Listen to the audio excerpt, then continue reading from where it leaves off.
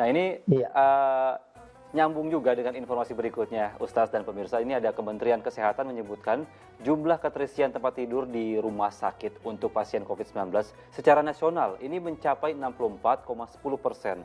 Nah, untuk mengantisipasi jika rumah sakit penuh, Kemenkes perintahkan akan menambah kasur. Nah, sementara itu di Nganjuk, Jawa Timur, jumlah pasien yang dirawat di tenda darurat pada hari Senin terus bertambah. Senin pagi, pasien yang dirawat di tenda darurat Rumah Sakit Umum Daerah Nganjuk, Jawa Timur kembali bertambah. Dari kapasitas 15 tempat tidur, sudah terisi 9 pasien suspek COVID-19. Pasien yang menjalani perawatan menunjukkan gejala mirip penderita COVID-19. Saat ini mereka masih menunggu hasil tes usap. Gejalanya cuma mual-mual. Demam panas, mual-mual. Mual-mual panas.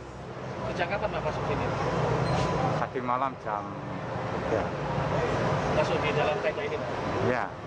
Kenapa Pak nggak masuk ke dalam ruangan di dalam? Ya, situ sudah penuh. Pendirian tenda darurat di halaman Rumah Sakit Daerah Nganjuk karena kapasitas rumah sakit di Nganjuk penuh. Sementara itu, Kementerian Kesehatan menyebut keterisian tempat tidur pasien COVID-19 di rumah sakit secara nasional sudah menyentuh angka 64,10%. Untuk antisipasi rumah sakit penuh, Kementerian Kesehatan memerintahkan setiap rumah sakit untuk mempersiapkan tempat tidur tambahan untuk pasien. Khusus untuk rumah sakit vertikal, yang kebetulan berjumlah 34 rumah sakit yang berada di bawah Kementerian Kesehatan, sekarang ini sudah tersedia tambahan tempat tidur sebanyak 1.297 tempat tidur, yang nantinya ini bisa digunakan untuk seluruh daerah di beberapa kabupaten provinsi. Sebagai langkah antisipasi lonjakan kasus akibat libur Natal dan Tahun Baru, manajemen rumah sakit juga diminta mempersiapkan penambahan 30 hingga 40% kapasitas tempat tidur.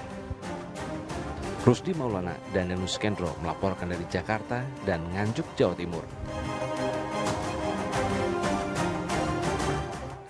Ya, pemirsa, sementara itu masih tingginya angka penyebaran virus corona di berbagai wilayah di Indonesia membuat Pengurus Besar Nahdlatul Ulama atau PBNU mengirimkan bantuan alat kesehatan ke sejumlah rumah sakit di Pulau Jawa dan Jabodetabek.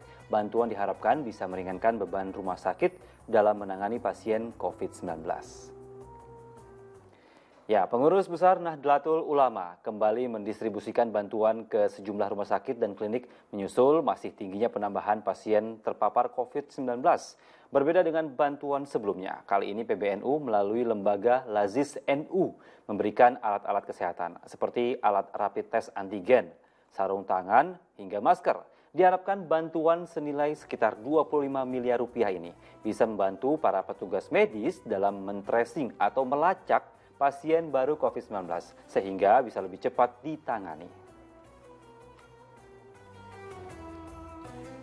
Ya, semoga dengan kolaborasi seluruh pihak, insya Allah Indonesia bisa segera mengendalikan dan bebas dari pandemi COVID-19. Ini saya ingin berbicara dengan Ustaz. Bagaimana menurut Ustaz pandangan mengenai kolaborasi seluruh elemen masyarakat dalam memerangi COVID-19? Baik, ya tadi kita lihat Nahdlatul Ulama ya mendapat juga kerjasama, kalau lihat dari benderanya tadi sepertinya Singapura ya itu ya.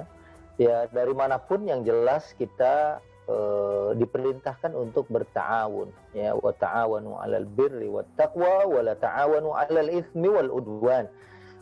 Kita diperintahkan oleh Allah Subhanahu wa taala untuk saling bekerja sama di dalam kebaikan dan ketakwaan, dan jangan bekerja sama dalam dosa dan permusuhan. Kalau orang-orang ingin berbuat maksiat ya, kayak tadi berita begal motor aja mereka berjamaah 7 orang, 10 orang ya. Kadang-kadang mereka membagi tugasnya secara begitu terorganisir gitu. Ya kalau kejahatan seperti itu, maka kebaikan seharusnya kita harus lebih baik lagi di dalam bekerja sama di dalam kebaikan dan ketakwaan. Nah, saya setuju tadi ya, mudah-mudahan wabah ini segera berlalu ya, dan kalau kita lihat tadi berbagai elemen, komponen ya, berbagai organisasi baik itu organisasi sosial, keagamaan atau siapapun ya, untuk memikirkan nasib bangsa ini. Mudah-mudahan Allah meridhoi semua langkah dan semua perjuangan kita, dan insya Allah Allah akan memberikan keberkahan buat kita semua. Amin ya rabbal alamin.